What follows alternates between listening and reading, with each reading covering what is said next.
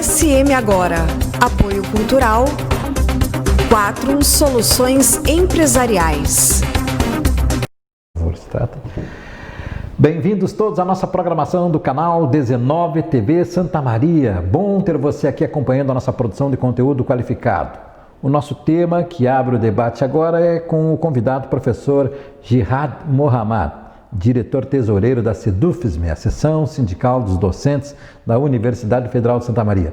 Ele volta à nossa programação para falar sobre posição da SEDUFSM, Seção Sindical da ANDES, e para dizer exatamente sobre essa proposta de reforma administrativa agora. Na vez anterior falamos sobre a previdenciária. Outra proposta, professor, satisfação tê-lo aqui conosco para ampliar esse debate de explicação à população, né? Boa tarde, André. Obrigado pelo espaço. Em nome da Seção Sindical dos Docentes da UFSM, nós agradecemos esse espaço de suma importância para nós dialogarmos com a população. Esse é um momento muito fundamental, inclusive, até porque é uma reforma administrativa no jeito que está sendo proposto pelo governo federal, ela vem para destruir o serviço público como um todo. E eu acho que esse espaço de discussão junto à população para criar, para acabar de certa maneira com aquela ideia de que o funcionário público é o juiz, é o desembargador que ganha 30 mil, e sim o funcionário público é aquele que está na linha de frente, é o médico, é o farmacêutico, o enfermeiro, o assistente social, que hoje está trabalhando na linha de frente, está fazendo todo o combate e dá apoio para a população de baixa renda. Uma das questões mais graves que nós temos nessa quase impossibilidade de diálogo é o esvaziamento de discursos, esvaziamento do significado das palavras. E nesse sentido se banaliza sobremaneira, professor, o termo servidor. Quer dizer, servidor é uma instituição, mas se banaliza como o servidor tem benesses, o servidor acumula vantagens indevidas e se compara diretamente o servidor como se todas as categorias fossem uma só. Esse é um aspecto importante, muito bom tu destacar isso daí, porque nós temos uma gama muito grande de servidores municipais, estaduais, federais, né, civis e militares. Nós temos regras que são fundamentais dentro do serviço público e são lidados como privilégios, mas na realidade são garantias, né?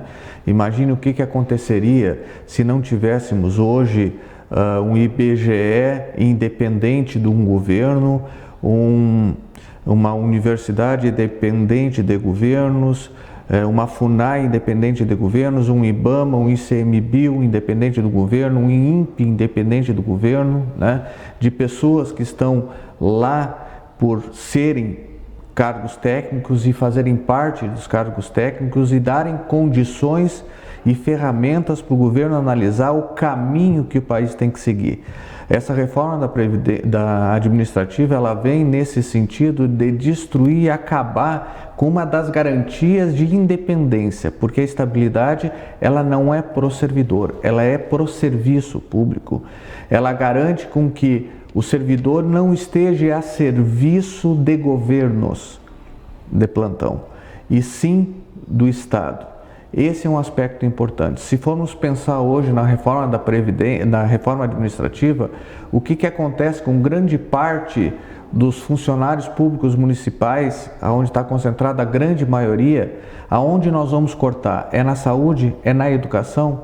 O governo cria fantasias em que ele tenta demonstrar que se gasta muito com a folha de pagamento e pouco com a educação e com a saúde.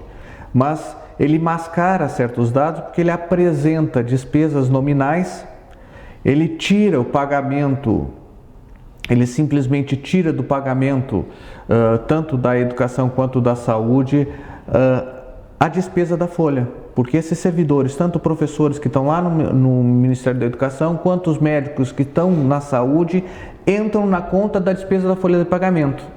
Né? Então, eles tiram dali para dizer, o governo gasta muito e gasta mal.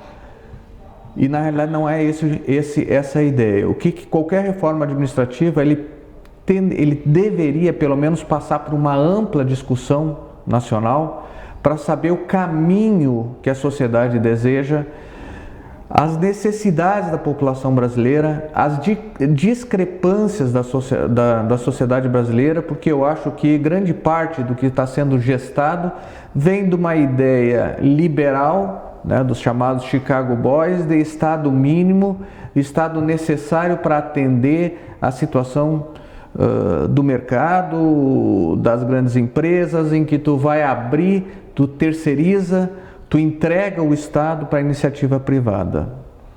Setores, a ausência de debates também mostra a falta de indicadores acerca de produtividade, ou até mesmo de produção, que seria o maior do serviço público de maneira geral, né?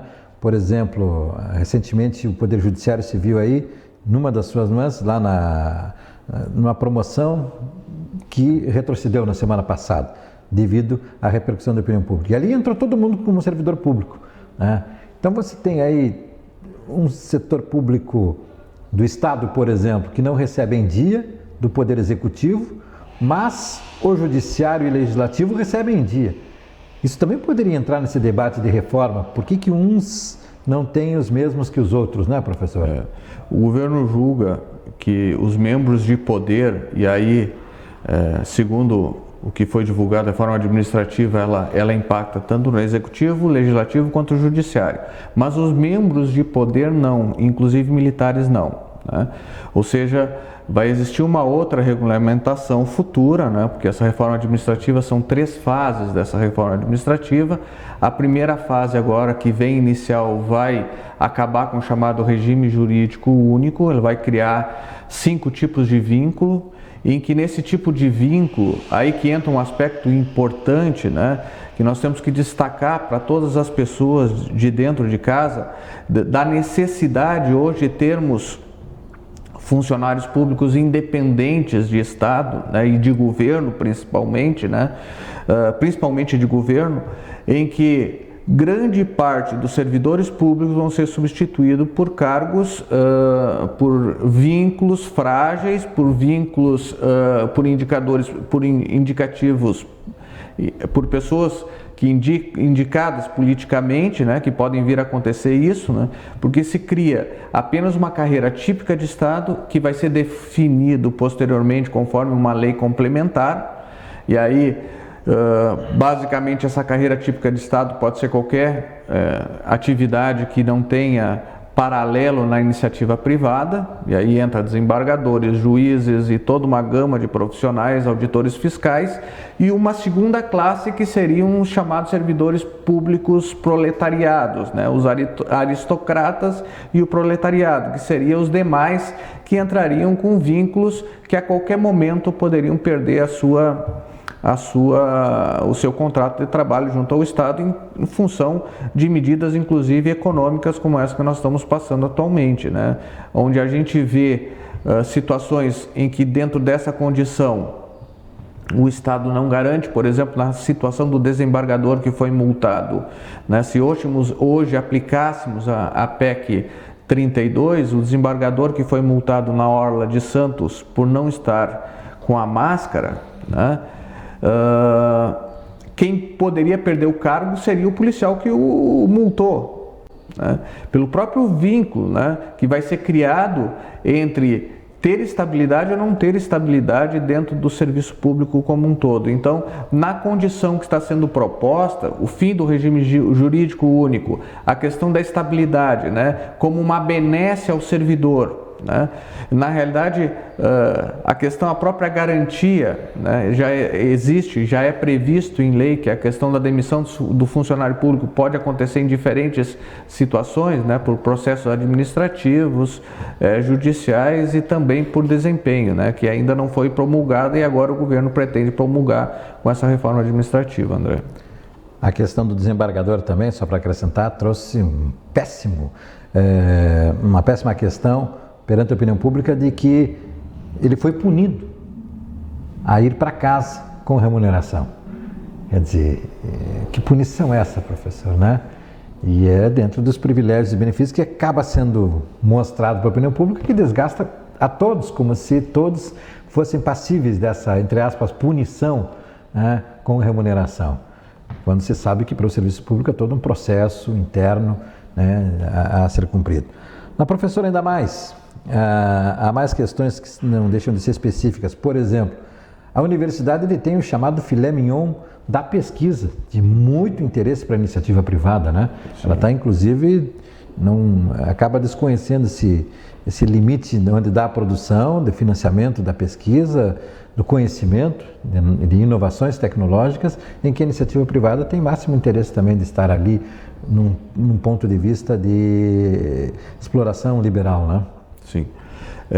As universidades, elas sofrem diretamente, estão sofrendo diariamente vários tipos de ataque por parte do governo. Infelizmente, o governo não enxerga a universidade, todo o trabalho que vem sendo desenvolvido e vem sendo construído de uma universidade que, além de formar pessoas, envolve pesquisas de ponta, né? Até ontem eu estava vendo em um programa de TV, pesquisadores da UFMG, junto com pesquisadores do Japão, desenvolvendo um tipo de software que permite com que a área médica o médico consiga dialogar com o equipamento de uma forma muito mais fácil, né? Esse tipo de pesquisa foi financiada praticamente 100% pelo governo japonês. Houve uma redução drástica e hoje a universidade ela produz basicamente quase 90% do conhecimento técnico e tecnológico, né? Nós estamos trabalhando aí, não se faz pesquisa sem dinheiro, sem financiamento.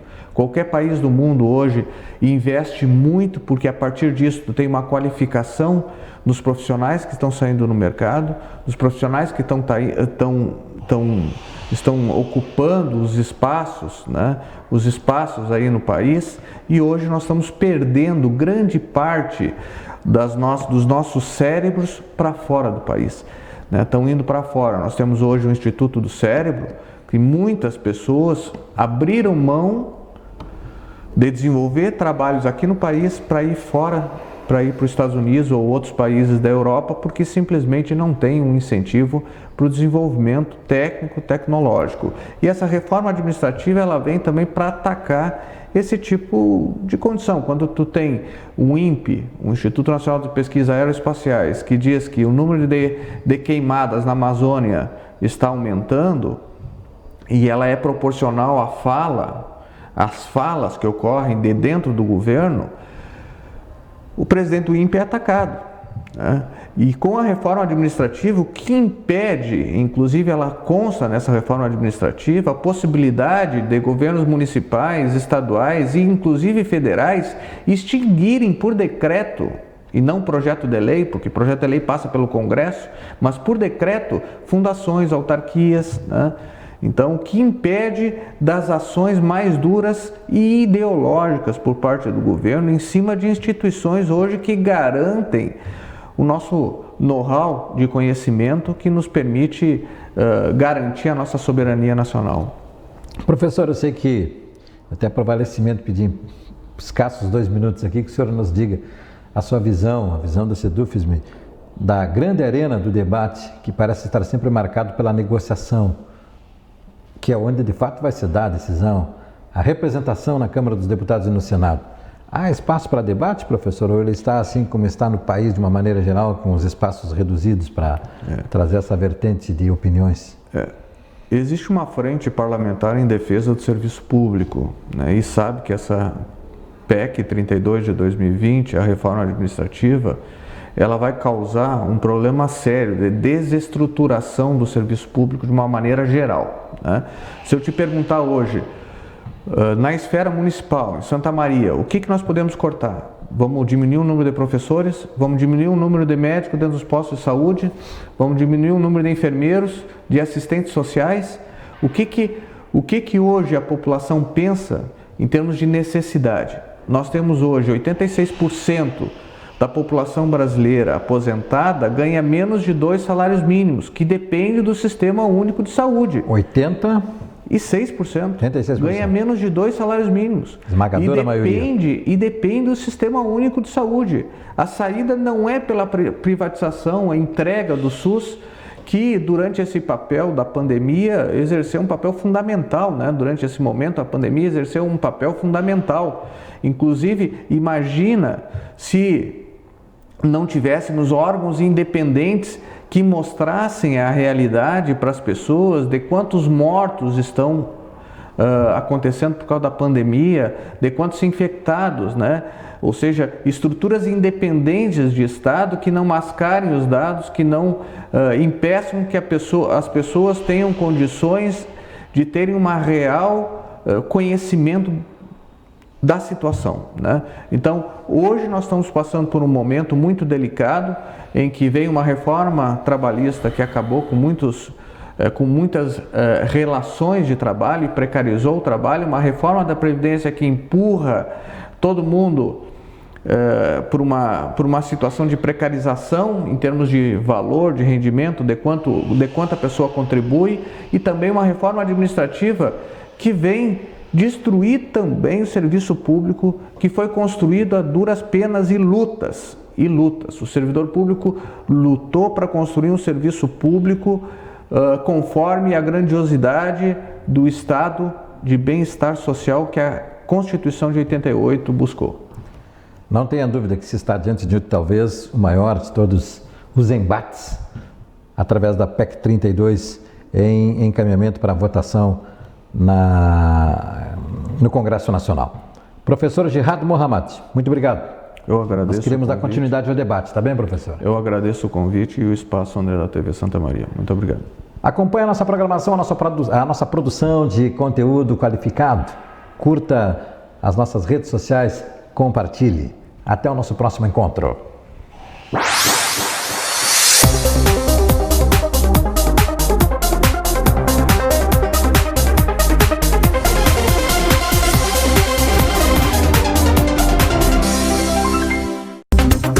SM Agora. Apoio Cultural. 4 Soluções Empresariais.